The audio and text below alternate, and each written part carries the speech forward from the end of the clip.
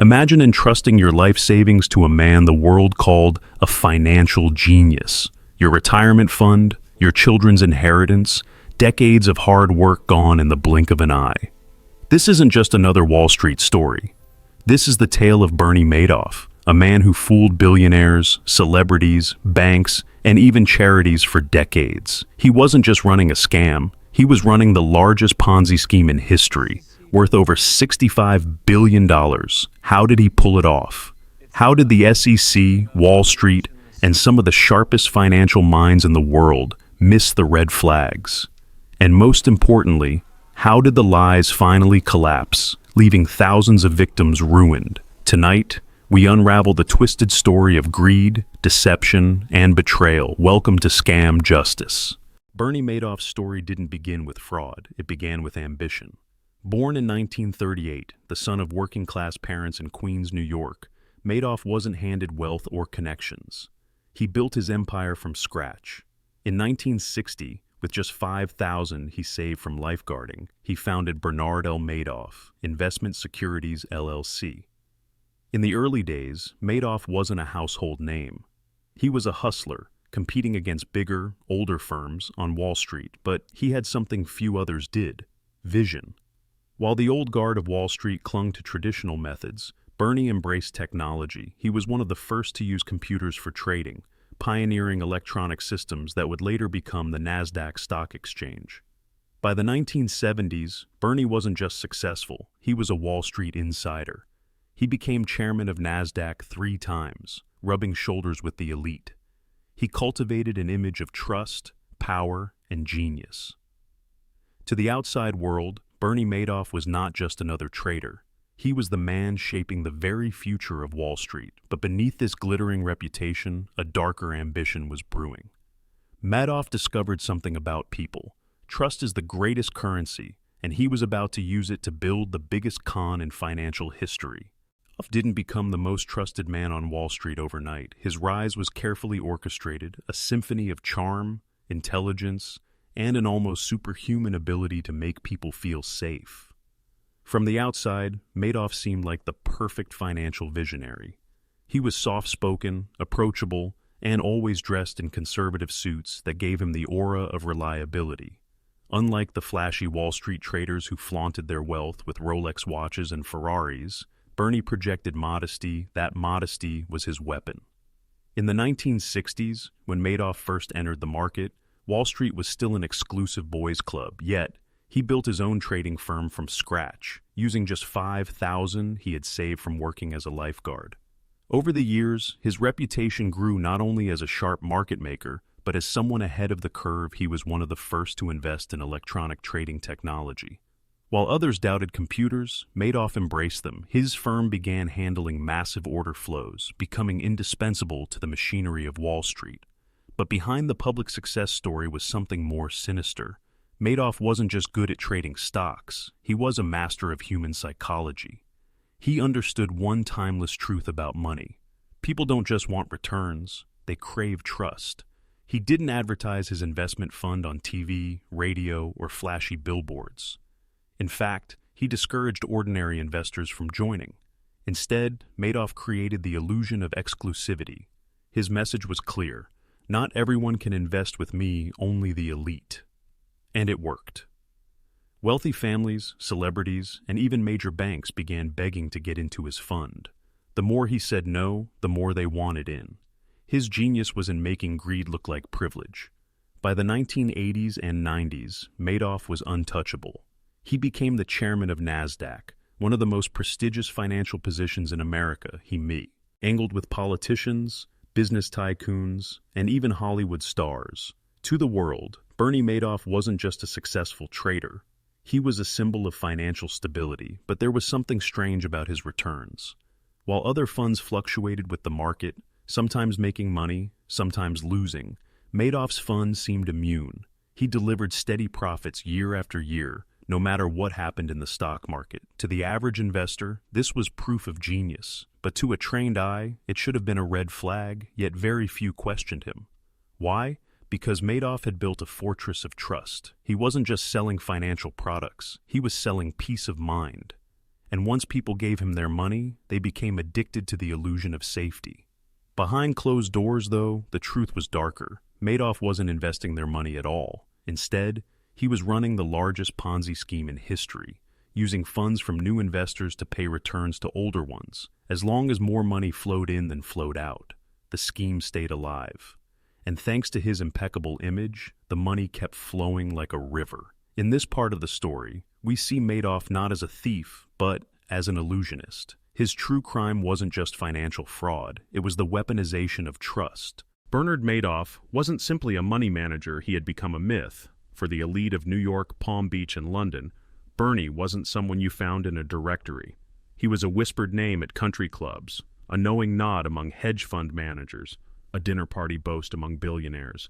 The brilliance of Madoff's scheme wasn't just the returns, it was the culture of exclusivity he created. At a Manhattan gala in 1993, one man leaned across a glittering table, whispering to his guest, "You're with Goldman Sachs? That's fine, but my portfolio is with Bernie."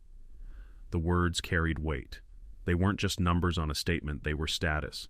Being part of Madoff's circle was like gaining access to a private society of wealth. And so, clients begged for entry, many never got it. This wasn't a bug in the system. It was Bernie's design. He knew human psychology. When you tell someone they can't have something, their desire multiplies. And when finally the door opened, gratitude turned into loyalty. This exclusivity bled into global finance. European aristocrats moved family fortunes into Madoff's accounts. Swiss bankers set up shell companies just to funnel money to him. Even Latin American billionaires, desperate for safety amid volatile economies, wired millions to New York, believing Bernie's promise of steady, reliable gains. But behind closed doors, cracks were forming not in the scheme, but in the whispers of conscience. Some feeder fund managers admitted unease. They couldn't explain how Bernie achieved such consistent returns. The math didn't make sense, but they pushed aside the doubts, as one executive told his team in hushed tones, "Look, don't ask questions. He's making us rich. Our clients are happy. That's all that matters." In the Lipstick Building on 3rd Avenue, where Madoff's firm occupied multiple floors, there was one floor in particular that remained off-limits, the 17th. It was there that the illusion was forged. The space wasn't glamorous like the trading rooms of big banks. Instead, it was small, cluttered, and eerily quiet. Printers churned day and night, producing fake trade confirmations. Clerks filed backdated paperwork, ensuring every account looked perfectly profitable, one employee later recalled. It was like working in a shadow. We knew something wasn't right. But you didn't question Bernie. You just didn't. What made the scheme unbreakable for so long wasn't the paperwork, it was the psychology investors didn't want to know. Charities that relied on Madoff's steady returns turned a blind eye. Banks earning millions in fees refused to dig deeper. Even financial regulators with the power to demand proof were lulled into complacency by Bernie's reputation. It was the perfect storm: greed, trust, and fear of exclusion. And so, Bernie's empire grew to a scale almost unimaginable. His name became synonymous with safety in a world of chaos. He wasn't the man chasing volatile tech stocks or riding risky markets. He was the calm in the storm. He was the patriarch who protected your wealth. But illusions have gravity. The larger they grow, the more dangerous their collapse becomes. And while the world praised Bernie Madoff as a genius, a few sharp minds were beginning to whisper the unthinkable. What if there are no trades? What if the world's greatest investor is running the world's biggest lie? While thousands lined up to hand Bernie Madoff their fortunes, there were a few who refused to buy into the illusion. Among them was Harry Markopolos, a math-savvy analyst with a sharp eye for numbers. In 1999, Harry was given a simple task: replicate Madoff's investment strategy. But the more he tried, the more impossible it seemed his conclusion. Madoff wasn't a genius, he was a fraud. Markopolos crunched every number, ran every model, and checked every market condition. The results were undeniable. The consistency of Madoff's returns, no matter what the market did, defied all logic. Harry compared it to a casino, always letting a gambler win. Armed with proof, he approached the SEC, Securities and Exchange Commission. He submitted a detailed report outlining the red flags, warning regulators that Madoff's empire was nothing but a house of cards. But the response? Silence, dismissal. The SEC ignored him. Why? Because Madoff was too respected, too powerful, too connected. A man who once chaired NASDAQ couldn't possibly be a criminal, or so they thought. Markopoulos would later describe it as screaming into the void he had uncovered one of the greatest frauds in history, but no one was listening. And while his warnings were ignored, Bernie continued to rake in billions, untouchable, unstoppable. For now, this part of the story reveals something chilling. Sometimes the truth is staring us in the face, but power blinds the gatekeepers. By the mid-2000s, Bernie Madoff was living every billionaire's dream and selling it as proof of his brilliance. He owned a $7 million penthouse in Manhattan, a lavish Palm Beach estate, and a sprawling mansion on Long Island vacations, private jets, yachts, and exclusive clubs where only the world's most elite could step foot. But this wasn't just wealth, it was theater. Madoff knew that luxury breeds trust. When people saw the yachts, the designer suits, the charity galas, they didn't question him. They admired him. They envied him. Everywhere he went, Bernie was greeted like royalty. Politicians shook his hand. Celebrities invested in his fund. Banks lined up to funnel him money. At one point, even Europe's richest families were begging for a chance to give him their fortunes. And the media? They called him a legend of Wall Street. Some even whispered that he had cracked a secret formula no one else could touch. Behind the curtain, though, the truth was darker. His entire empire still ran on new money, feeding old investors. It was nothing but a Ponzi scheme on steroids. Yet, as long as the money kept flowing, no one cared. The illusion was perfect. Investors bragged at country clubs about being part of the Madoff Fund, while outsiders begged for a seat at the table. This was Bernie's peak billions flowing in, status unmatched, his reputation cemented as one of the greatest minds in finance. But what nobody realized was this: the higher the climb, the deadlier the fall, because beneath the silk ties and glass towers, time was ticking. For nearly 2 decades, Bernie Madoff had been untouchable, but every empire built on lies eventually shakes. By the mid-2000s, a few skeptics began to whisper. Financial analysts noticed that Bernie's fund was almost too perfect, month after month, no matter what the market did. Madoff posted small but steady gains. When stocks crashed, he still made money. When markets soared, he still made money. It didn't matter if the world was bleeding or booming. Madoff always had the same smooth return. Some called him a genius, others called it impossible. One man, financial analyst Harry Markopoulos, was so disturbed by Madoff's numbers that he famously said, "Either Bernie Madoff is the greatest financial mind alive, or he's running the world's biggest fraud." Markopoulos even submitted reports to the SEC, detailed documents warning that Madoff's operation could not be real, but the regulators dismissed him. After all, who would dare accuse one of Wall Street's most respected figures? Still, cracks were forming. Behind closed doors, Bernie was under constant pressure. He needed fresh money to pay off old investors, and the amounts were getting larger every year. To keep up the illusion, his team fabricated trading statements, fake balance sheets, and imaginary transactions, and then came 2008. The world economy collapsed in the worst financial crisis since the Great Depression. Stocks plummeted, banks failed, and investors panicked. Suddenly, Madoff's clients, once calm and confident, began demanding their money back. In normal times, Bernie could handle it. New money always came in. But now, as billions in withdrawal requests poured in, the inflows stopped. No fresh investors, no new cash. The Ponzi machine that had run flawlessly for decades was beginning to sputter, and Bernie knew it. He was cornered. By late 2008, Bernie Madoff was running out of road. The global financial crisis had shattered confidence in the markets, and his investors who once worshipped him now wanted their money back. Billions in withdrawal requests flooded his office.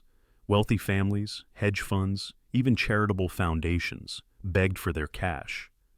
But there was no money. It was gone long, spent paying earlier investors and fueling the illusion of success. For the first time in decades, Madoff could no longer hide behind his polished smile and fabricated reports. His carefully built house of cards was shaking violently. Inside his luxurious Manhattan office, Bernie confessed the truth to his sons. With a trembling voice, he admitted that the entire business was one big lie. His empire wasn't worth billions. it was worth nothing. On December 11, 2008, the FBI knocked on Madoff's penthouse door. Agents asked him a simple question. Is there an innocent explanation? Bernie didn't resist. He simply said, there is no innocent explanation. It's all just one big Ponzi scheme. The empire collapsed overnight. Newspapers across the world exploded with the headline, Madoff arrested in largest financial fraud in history. Panic spread among investors. Families lost life savings, charities closed their doors, pension funds were wiped out. The scale was unimaginable. Nearly $65 billion vanished, making it the largest financial fraud in modern history. For decades, Bernie Madoff had played God on Wall Street. How? He was reduced to a handcuffed old man being led out of his luxury apartment, cameras flashing, the world watching. The man once trusted with the fortunes of the rich and powerful had become the most infamous fraudster of the century. When Bernie Madoff was arrested, the financial world stood still. The man once celebrated as a Wall Street genius was now the villain of a global nightmare. His fall from grace was so dramatic that the U.S. attorney at the time called it the biggest financial fraud in history. But this wasn't just about numbers on a screen. This was about people victims whose lives had been destroyed. In 2009, Madoff stepped into the federal courthouse in Manhattan, wearing a dark suit. His once confident posture was gone. Reporters swarmed outside, shouting questions. Victims lined up, desperate for answers. Many of them had lost everything: retirement funds, homes, even generational wealth that had taken decades to build. Inside the courtroom, the atmosphere was heavy. The judge asked Madoff how he would plead. In a low, broken voice, Bernie admitted, "I am deeply sorry and ashamed. I knew what I was doing was wrong. I cannot undo the damage I have caused." He pled guilty to 11 felony counts, including fraud, money laundering, perjury, and theft. There was no trial. Madoff himself admitted guilt. But the real drama came during the victim impact statements. One by one, survivors of the scheme stood before the judge and stared down the man who had stolen their lives. A widow explained how she now lived on food stamps after trusting Madoff with her late husband's pension. A Holocaust survivor, who thought he was safe in old age, described losing everything once again. Charitable foundations told the court that their programs for cancer research, education, and disaster relief had collapsed overnight because of Madoff. Some victims sobbed, others shouted in rage. One man called Bernie a monster. Another said, "I hope you live long enough to see the pain you've caused." Madoff sat silently, staring at the floor. For the first time in decades, he wasn't in control. On a cold December night in 2008, the illusion finally shattered. Inside his Manhattan penthouse, Bernie Madoff sat in silence. The weight of decades of lies pressed down on him like a stone. His sons, Mark and Andrew, had gone to the authorities after his shocking confession, and now there was no more time left. Then came the knock, firm, unrelenting, final. The FBI was at his door. Bernie shuffled forward, not with the confidence of the Wall Street king he once was, but as a man stripped of everything. He opened the door to find agents in dark suits, their expressions stone cold. "Bernard L. Madoff," one agent said, his voice echoing in the marble hallway. "You are under arrest for securities fraud." The world's most respected investment wizard was let out of his $7 million penthouse in handcuffs. The cameras flashed. Headlines screamed. Victims, millions of them, sat in disbelief. The fall was complete. The arrest of Bernie Madoff was only the beginning. What followed was a tidal wave of devastation. Billions of dollars had vanished into thin air. Elderly couples who trusted Madoff with their retirement were left with nothing. Charities that relied on his steady returns were forced to shut their doors.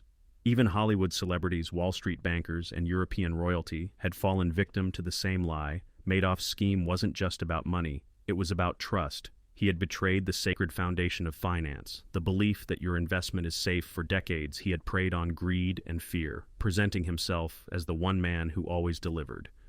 And when the curtain fell, the entire financial world shook. In prison, Madoff was no longer a legend, stripped of luxury. He became just another inmate, wearing a beige uniform instead of designer suits.